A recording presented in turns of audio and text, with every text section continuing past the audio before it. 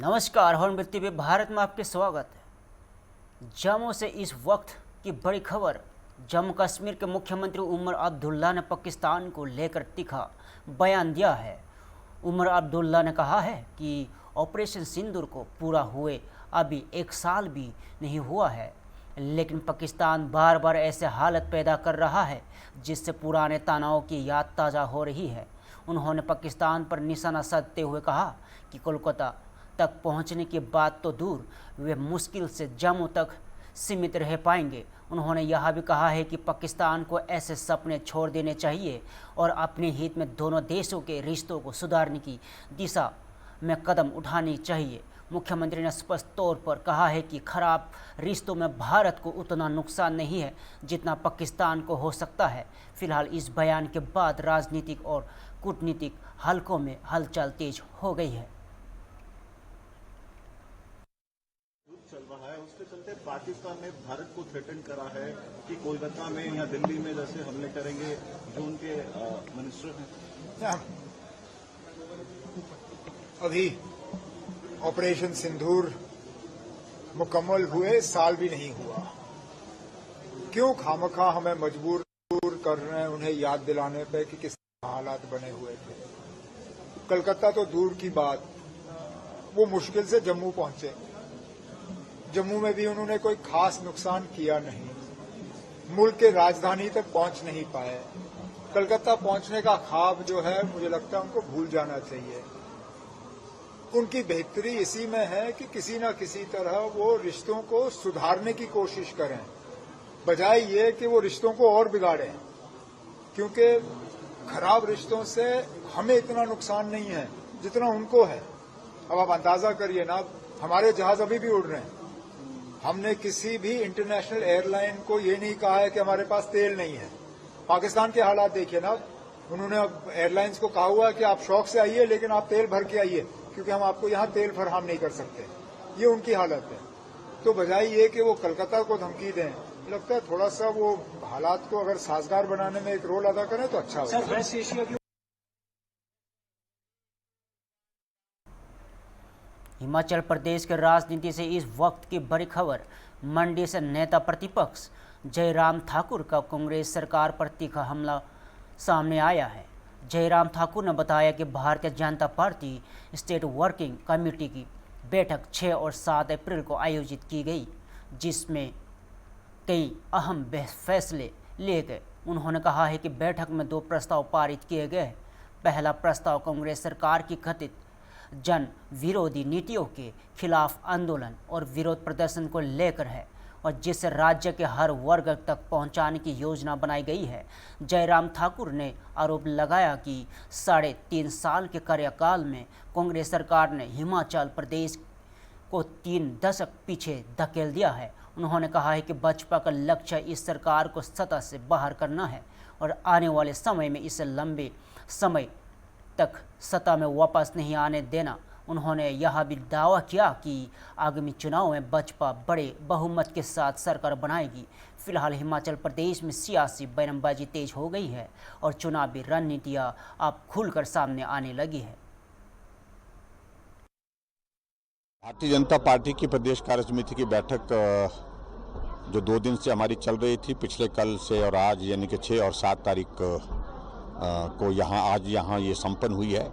मैं प्रदेश के नेतृत्व का और उसके साथ साथ मैं केंद्र के नेतृत्व का आभार व्यक्त करता हूँ कि बहुत लंबे अंतराल के बाद, लगभग 8 वर्षों के बाद प्रदेश कार्य समिति का आयोजन करने का मंडी को ये सौभाग्य प्राप्त हुआ। जब मैं मुख्यमंत्री बना था उसके पश्चात 3 महीने के पश्चात मंडी में पहली कार्य समिति बैठक हुई थी सरकार बनने के बाद, और बहुत महत्वपूर्ण फैसलों को लेकर के इस कार्य समिति यहाँ पर संपन्न हुई है, जिसमें 2 प्रस्ताव पारित किए गए हैं। प्रस्ताव पारित करने के साथ साथ में जो फैसला प्रदेश कार्य समिति की बैठक में प्रमुख रूप से लिया कि अब प्रदेश सरकार, कांग्रेस की सरकार की जन विरोधी नीतियों को लोगों तक पहुँचाने के लिए आंदोलन किए जाएंगे, धरने किए जाएंगे और इस सरकार को उखाड़ फेंकना है कि 3.5 वर्ष के कार्यकाल में जिस सरकार ने हिमाचल को 3 दशक पीछे कर दिया, इस नेतृत्व को और इस सरकार को, इस पार्टी को अब आने वाले समय में 30 वर्षों को सत्ता से बाहर करना है। इसके लिए जो योजना बनी है, जिन बातों को लेकर के यहाँ पर चर्चा हुई है, उस पर हम काम करेंगे और निश्चित रूप से आने वाले समय में जब चुनाव होगा, कांग्रेस की सफाई होगी और लोग कांग्रेस को उखाड़ फेंकेंगे। ये निश्चित बात है।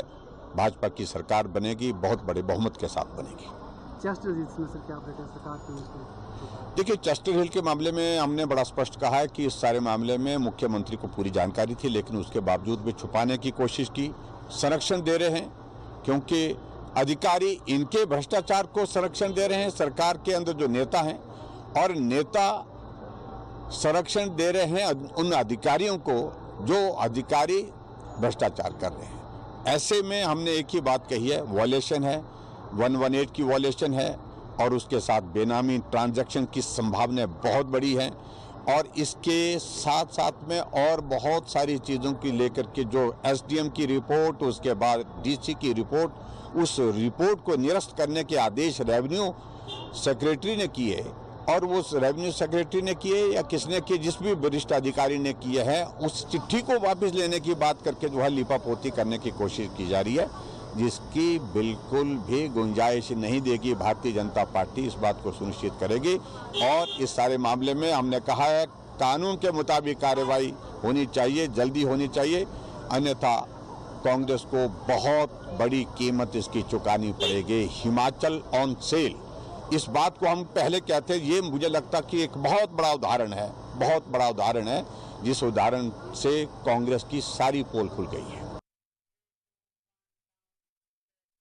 अंतर्राष्ट्रीय घटनाक्रम से जुड़ी इस वक्त की बड़ी खबर, अयोध्या से सपा सांसद अवधेश प्रसाद का युद्ध विराम पर बयान सामने आया है। अवधेश प्रसाद ने कहा है कि युद्ध विराम का वे स्वागत करते हैं क्योंकि युद्ध का असर विनाशकारी होता है। उनका कहना है कि युद्ध किसी भी देश या दुनिया के लिए फायदेमंद नहीं होता। संसद ने आगे बताया कि युद्ध के कारण लोगों को रोजमर्रा की चीज़ें जैसे रसोई गैस के लिए भी संघर्ष करना पड़ रहा है। लोग पलायन कर रहे हैं और स्थिति लगभग कोरोना काल जैसे बन गई है। अवधेश प्रसाद का यह बयान युद्ध विराम और वैश्विक शांति के महत्व की ओर ध्यान दिलाता है।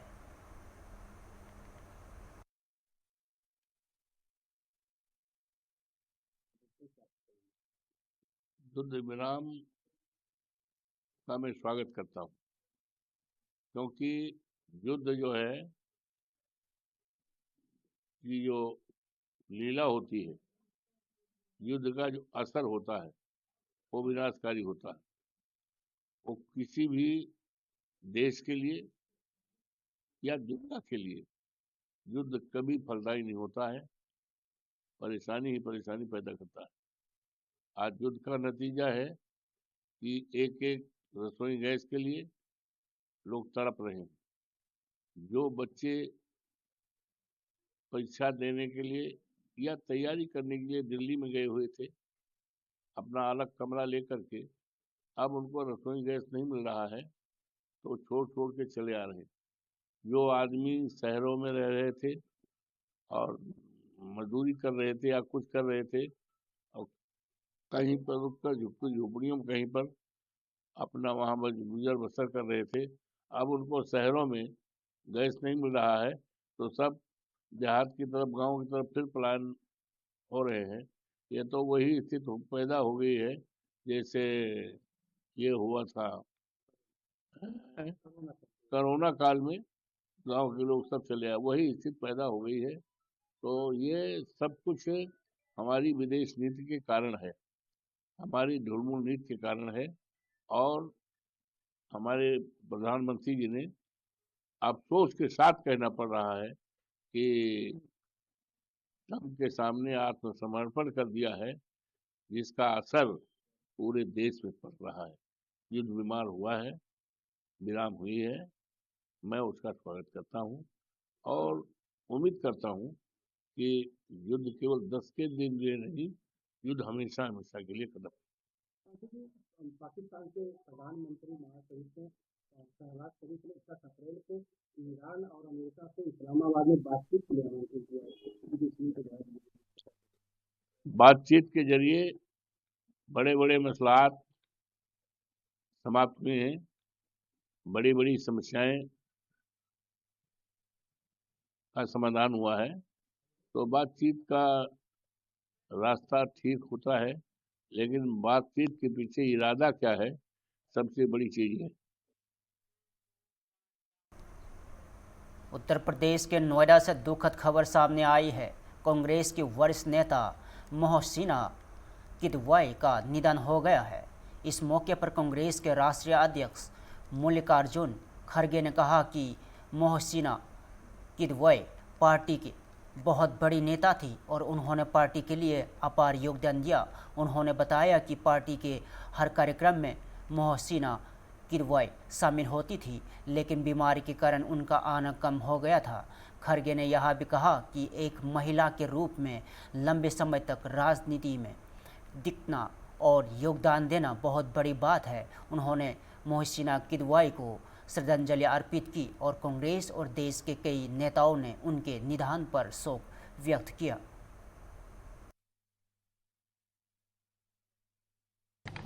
देखिए, मोहसिना किदवई जी कांग्रेस पार्टी के बहुत बड़े नेता थे और पार्टी के लिए बहुत कुछ उनका कंट्रीब्यूशन था और हर पार्टी के कार्यक्रम में वो आते थे, लेकिन जब थोड़ा बीमार हो गए तब आना कम हुआ।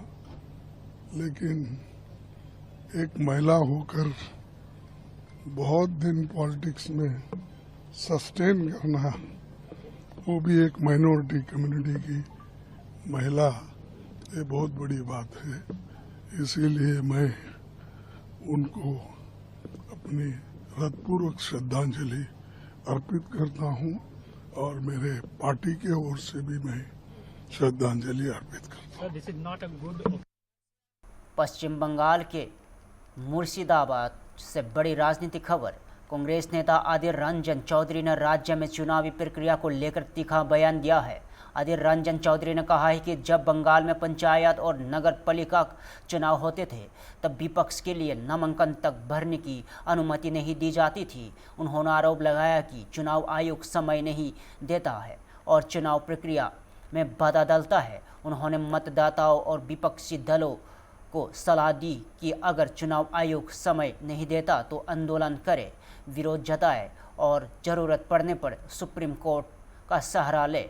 अधीर रंजन चौधरी ने स्पष्ट में कहा है कि इस तरह के आंदोलन में कांग्रेस पूरी तरह साथ है और बयान के बाद पश्चिम बंगाल में राजनीतिक हलचल तेज हो गई है और चुनावी रणनीतियों पर चर्चा जोर पकड़ रही है।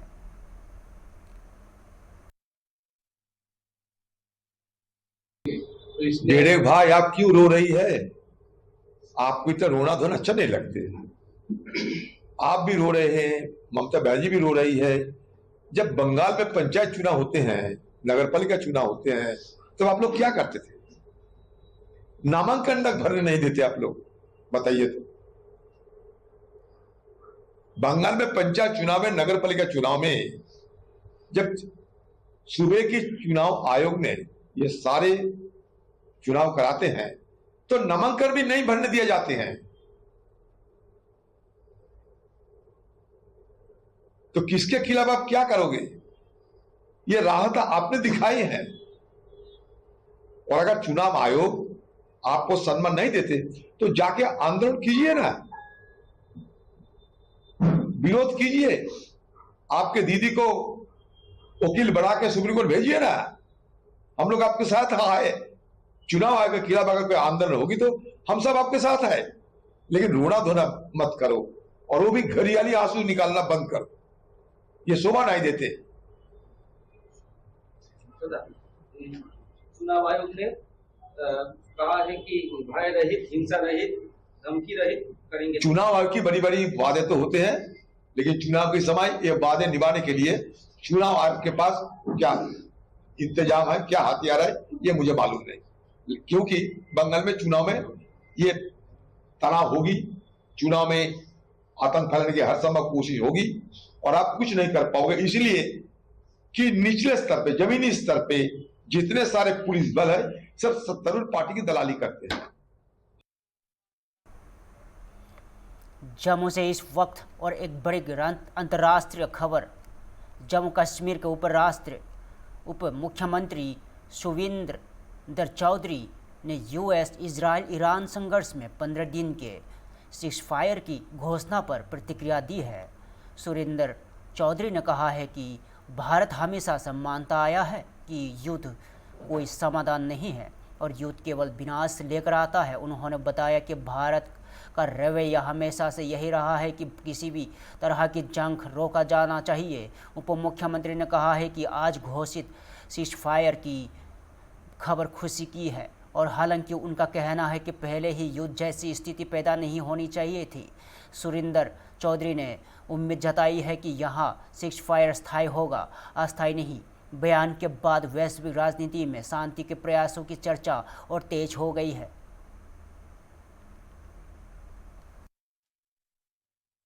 तरीके से देख रहे हैं? देखिए, हिंदुस्तान ने हमेशा एक बात मानी, हिंदुस्तान ने हमेशा यही कहा कि जंग कोई सोल्यूशन नहीं है और जंग कोई रास्ता नहीं है कि जिससे आप किसी पे कोई अच्छी चीज कर सकते हैं। जंग हमेशा बर्बादी लेके आता है और हिंदुस्तान ने हमेशा चीज मानी है और इस दौर में भी हिंदुस्तान का रवैया जो रहा वो यही रहा कि जंग किसी तरीके से रुकना चाहिए। लेकिन चलो, देर आए दुरुस्त आए। पहली बात तो जंग होना नहीं चाहिए था, क्योंकि हिंदुस्तान ने बड़ी बड़ी जंग देखा है और इस जंग में खासकर जम्मू कश्मीर ने बड़ा नुकसान पाया, बड़ी शहादतें पाई हैं और हिंदुस्तान ने भी बड़ी शहादतें पाई हैं। तो इसलिए जंग का किसी बात की सोल्यूशन नहीं। और आज जब ये अनाउंस हुई है कि सीज फायर हुआ है, ये खुशी की बात है। पहली बात तो जंग नहीं होना चाहिए था, अब हो गया तो हम यही थे कि भाई रुक जाए। अब रुका है तो सीज फायर हुई है, तो उम्मीद करेंगे कि ये सीज फायर टेम्परेरी ना हो बल्कि परमानेंट हो, जिससे और ज्यादा नुकसान ना हो। ट्रंप कह रहे हैं कि इस सीज फायर के पीछे पाकिस्तान का भी हाथ है, पाकिस्तान भी इस सीज फायर में। ये थोड़ा सा आप पाकिस्तान से बात कर लें तो और उससे बात कर लें ट्रंप से, ये ज्यादा अच्छा रहेगा। फोन नंबर होगा आपका ट्रंप के पास का और पाकिस्तान का, तो दोनों से बात कर ले। मेरी तो दोनों से किसी से बात नहीं होती, क्योंकि मुझे तो दोनों की शक्ल अच्छी नहीं लगती। लगता है कि ईरान जीत गया है? लग रहा है कि ईरान जीत गया है? देखिए, जंग में हार जीत नहीं होती, जंग में बर्बादी होती है। और हम इसमें नहीं कहेंगे कि भाई हम कोई रेफरी नहीं है, ये बोलेंगे वो जीत गया वो हार गया। बात वो है कि जंग है, जो नुकसान हुआ, जो जाने गई, जो माल, जो लोगों का बिजनेस खत्म हुआ, जो लोगों ने, कईयों का तो परिवार खत्म हो गए, वो कहाँ, उसमें हार जीत कहाँ है? चाहे वो किसी का एक का मरे, किसी का दूसरे के मरे, चाहे वो ईरान में हुआ, चाहे वो आपका अमेरिका का हुआ। आप देखें हमारे जम्मू कश्मीर के 1-2 बच्चे बेचारे वो भी मारे गए। इसलिए मैं इसको हार और जीत में देखता है, ये एक बर्बादी होती है जो कि जंग नहीं होना चाहिए। एलजी मनोज सिन्हा का जम्मू कश्मीर में बड़ा एक्शन देखने को मिला है, जिसमें 2 सरकारी मुलाजमों को टेरर लिंक्स के मामले में नौकरी से टर्मिनेट किया गया। किसके लिए? टेरर लिंक्स के मामले में नौकरी से टर्मिनेट किया गया। वो तो अच्छी बात है, उसमें क्या टेरर लिंक? तो अगर कोई भी मुलाजम, क्या कोई भी होगा, मेरे में जैसा कोई होगा, आप जैसा कोई होगा, किसी को बर्दाश्त नहीं किया जाएगा। दिल्ली से बड़ी राजनीतिक और सामाजिक खबर। दिल्ली हज कमेटी की चेयरपर्सन कौसर जहां ने 33% महिला आरक्षण पर बड़ा बयान दिया है। कौसर जहां ने कहा कि महिला सशक्तिकरण की दिशा में एक और ऐतिहासिक कदम है। प्रधानमंत्री नरेंद्र मोदी के नेतृत्व में केंद्र सरकार ने 16 से 18 अप्रैल तक विशेष सत्र बुला रही है, जिसमें महिलाओं को लोकसभा और विधानसभा में 33% आरक्षण देने का निर्णय लिया जाएगा। उन्होंने बताया कि यह केवल एक विधायक या बिल नहीं है, बल्कि देश की आधी आबादी को उनका अधिकार और सम्मान दिलाने की दिशा में एक क्रांतिकारी कदम है। कौसर ने जहां ने कहा है कि लंबे समय तक केवल राजनीतिक बयानबाजी होती रही, लेकिन अब पहली बार किसी सरकार ने दृढ़ राजनीतिक शक्तिकरण दिखाते हुए महिलाओं को वास्तविक भागीदारी देने की साहसी निर्णय लिया है। देखिए, महिला सशक्तिकरण की दिशा में एक ऐतिहासिक कदम उठाते हुए यशस्वी प्रधानमंत्री नरेंद्र मोदी जी के नेतृत्व में केंद्र सरकार द्वारा 16 से 18 अप्रैल संसद का जो विशेष सत्र बुलाया गया है महिला आरक्षण विधेयक को पारित कराने का, ये एक बहुत ही महत्वपूर्ण निर्णय है। महिलाओं को लोकसभा और विधानसभा में 33% आरक्षण देने का जो निर्णय है, ये केवल एक विधेयक या बिल नहीं है, ये आधी आबादी को उनका अधिकार और सम्मान दिलवाने की दिशा में एक बहुत क्रांतिकारी कदम है। लंबे समय से आपने देखा होगा आधी आबादी के नाम पर केवल राजनीतिक बयानबाजी होती है, लेकिन पहली बार किसी सरकार ने इतनी दृढ़ राजनीतिक इच्छा शक्ति दिखाते हुए महिलाओं को वास्तविक भागीदारी देने का जो ये साहसी निर्णय लिया है, मैं इसका स्वागत करती हूं और माननीय प्रधानमंत्री जी का बहुत बहुत धन्यवाद करना चाहती हूं। ये बहुत ही दूरगामी प्रभाव वाला निर्णय है। ये न केवल भारत की राजनीति बल्कि पूरे सामाजिक और वैचारिक विमर्श को बदल देगा। हैदराबाद से बड़ी अंतर्राष्ट्रीय और राजनीतिक खबर। AIMIM प्रमुख असदुद्दीन अवैसी ने अमेरिका और ईरान के बीच 2 हफ्ते के सीज़फायर सस्पेंशन प्रतिक्रिया दी है और अवैसी ने इसे बहुत नाजुक सीज़फायर बताया और कहा है कि भारत हमेशा दक्षिण एशिया में शांति के प्रयासों में बड़ी भूमिका निभाता रहा। उन्होंने PM मोदी के हालिया इजरायल दौरे पर भी सवाल उठाते हुए कहा है कि इसका समय सही नहीं था और असदुद्दीन अवैसी ने कहा है कि भारत हमेशा निष्पक्ष रहा और इसमें इतनी क्षमता है कि दोनों पक्षों को बातचीत के लिए साथ बैठाया जा सके और उन्होंने उम्मीद जताई है कि सरकार इस स्थिति में रिव्यू करेगी और पता लगाएगी कि ऐसा हालत में क्यों उत्पन्न हुए। खासकर पड़ोसी देशों की भूमिका पर इस बयान के बाद विदेशी नीति और कूटनीति रणनीति पर बहस तेज हो गई है।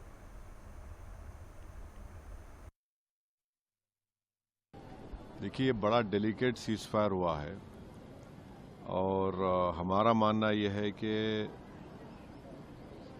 हालिया सालों में एक तो रशिया यूक्रेन का क्राइसिस हुआ, फिर इज़राइल ने 7 अक्टूबर के बाद जेनोसाइड गाज़ा में किया, तीसरा ये इज़राइल और US ने मिलकर ईरान पर हमला किया।